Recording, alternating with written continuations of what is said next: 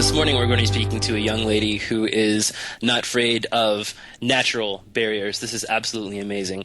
This young lady we're about to bring on has a massive significance to our show. Back on January 2nd of 2013, Annaleise Carr called into Peace Fund Radio as our very first Hero of the Week. Now, at that time, she had just been named the 2012 Woman of the Year by the World Open Water Swimming Association, or WOWSA. And wowza, did they have a good reason for bestowing that honor upon her.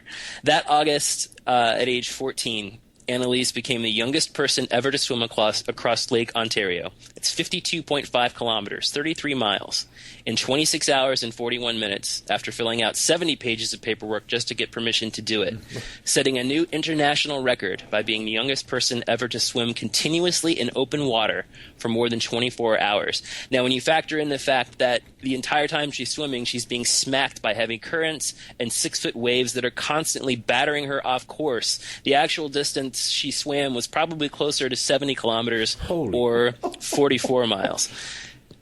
At the time, there are sailboats that aren't in the area that they're supposed to be. She's dodging sailboats. When she's swimming at night with this little cap, with a little light on her cap, they couldn't have the light be too bright because it would attract eels that would bite her. I mean, this is a massive, massive undertaking that she took.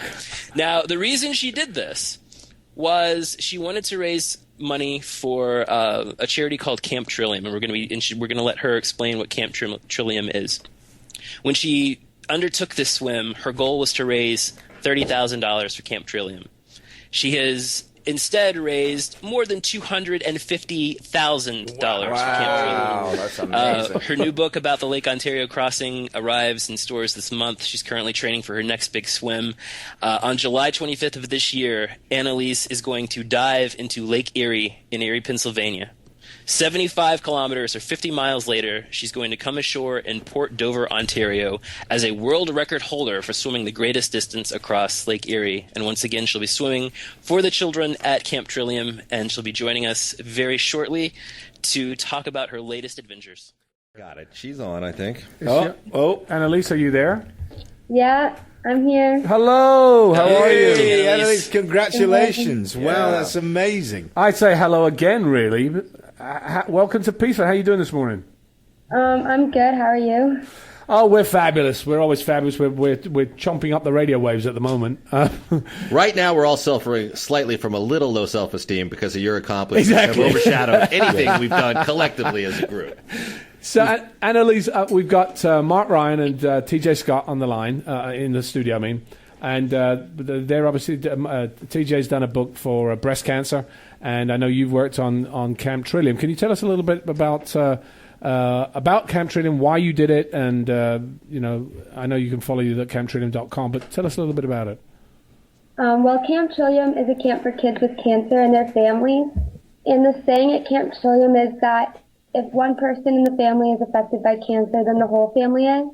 And they're actually one of the only camps in North America that let the whole family go, which I thought was really nice. And the reason that I did my Lake Ontario swim for Camp Trillium is because I had a tour of the camp in 2011, and I got to meet some of the kids there and just watch how happy they were and how all of them could just forget about what was happening outside of this camp. So as we were leaving, I told my mom that I wanted to do something more to help.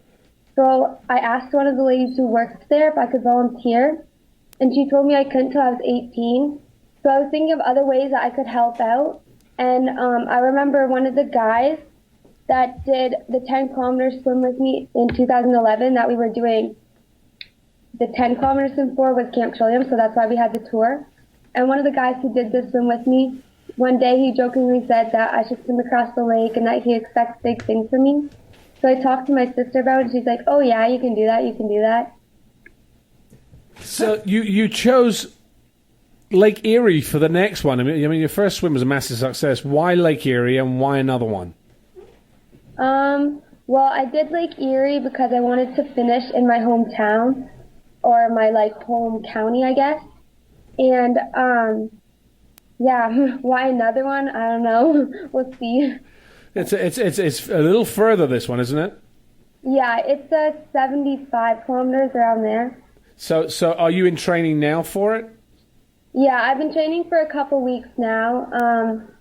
And right now in the pool, obviously, but yeah, I'm going to start getting into the lake probably like the end of May, depending on how cold it is outside. So is it just swimming, or is there other kinds of exercises you have to do? There are other things I do. I do a lot of running because the running really helps with the swimming. And yeah, that's basically all is running and swimming. And amid all this training and all the other work you do for kids and going to school and spending time with your family, you found time to write a book. I mean, where did this idea come from? I mean, as if you don't have enough time to do it. Yeah, you went to write a book. Underachiever. You're an underachiever, exactly. So where did the idea come from? Well, the idea came like right after my swim. Deborah Ellis actually got a hold of me, and at first I didn't respond because I didn't really have like enough time to start thinking about a book. So in April, I finally replied to her, and we started working on this book, and yeah. That was Deborah Ellis was your co-writer, is that right? Yeah. She's an award-winning author and peace activist. So how did you how did you guys join forces? Well, she actually emailed me after my swim, and I had read a lot of her books before, and so she got a hold of me, and then it just kind of went from there. Now, the title is How I Conquered Lake Ontario to Help Kids Battling Cancer, but it wasn't your original title, was it? What was the original title? The original title that I wanted to use was Heart 2.0, because Marilyn Bell's movie was called Heart. So the reason I wanted to put Heart 2.0 was because if you put the H and then put the 2.0 beside the H, it was like water, and then it kind of related to Marilyn Bell too. Right. So what was tougher, writing the book or swimming Lake Ontario? I'm not sure, to be honest. Writing the book was pretty hard because it was hard to remember like everything that happened during the lake swim. But I mean, the lake swim was pretty hard too, with all the waves and everything. Any problems across the lake? Any problems? Well, like an eel coming up and nipping your toes. It's pretty cold. I mean, it's cold. I mean, those northern lakes, aren't they cold? And you're doing the next one in May. Isn't that going to be freezing? No, I'm doing the next one actually in June. Oh, June. Okay, that makes a little July. But it's really cold still outside, and my training's starting in May. But I don't know if I'll be able to start training if it's still cold out. So if you launched a new website, annalisecarr.com, what can people find there? Well, they can find what I'm up to. Like, I have a whole bunch of speaking engagements and different things like that coming up. And they can also find a lot of my sponsors, and I have a blog that I do on it too. Right, so people can sponsor your next swim, is that right, on your website? Yeah, and you can also actually, my book comes out on March 18th, and you can pre-order on Amazon or on my website. So, yeah, you can do that too. And do you know how much the book is going for? I'm not sure. I think it's about $10. I'm retweeting you right now. I just tweeted out, and you just retweeted me, Annalise. I'm retweeting you right now. You've encouraged Mark to strive to try to figure out Twitter. Maybe we can bring Twitter down as well, like the Oscars did. Amazon is going to have the hardcover for $14, the paperback for $8. And let me very quickly say, I read the book, and it is absolutely amazing. It is inspiring.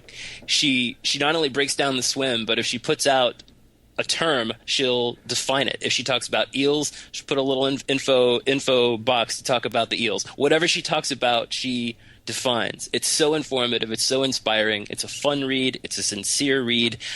You will be inspired out of your socks if you read this book. I promise.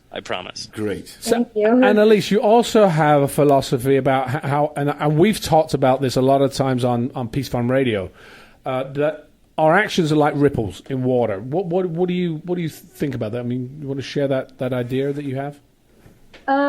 Well, my idea was kind of like how a water drop all by itself can seem small and insignificant, but then once the water drop hits the water, the ripples form, and they keep getting bigger and bigger and bigger. And that's kind of like what I'm trying to do and what I want like other people to try to do by donating. Just by donating a little bit, the ripple will get bigger and bigger and bigger and keep helping more and more people.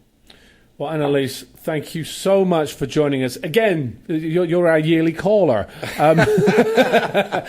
All of us here at Peace Farm Radio will be cheering for you this summer. We want to awesome. thank you. Thank you so much for doing that, because you're definitely a guiding light to a lot of people. Inspiration. Absolutely. And our Peace Fund Hero of the Week. Absolutely. So we will keep us informed with, and we'll share all your updates on our websites and our blog about what you're doing. And good luck with the swim. All right, thank you. Thank you, Annaleise.